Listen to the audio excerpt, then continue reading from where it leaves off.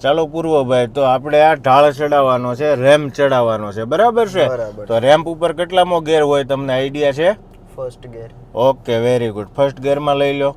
Okay. ચલાવો, ચાલો ધીમે ધીમે. ઓકે. Very good. બસ ક્લચ દબી દો, બ્રેક મારો. Very good. હવે આ પોઝિશન ઉપર ગાડી ઊભી રહી ગઈ છે પૂર્વભાઈ. બરાબર. તો હવે ચલાવવી હોય તો શું કરવું પડે, તમને આઈડિયા છે? નહીં. જો તમે બ્રેક છોડશો તો ગાડી પાછી જશે ને, હા, બેક પાછી મારશે. જશે, હા. એટલે હેન્ડ બ્રેક 100% ચડાવી દો.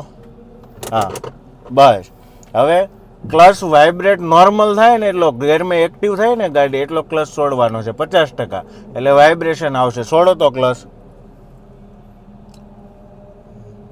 આવે છે. બરાબર. હવે હેન્ડ બ્રેક ખોલીને એક્સિલેટર આપો. હેન્ડ બ્રેક ધીમે ધીમે ખોલતા જાઓ, ક્લચ છોડતા જાઓ.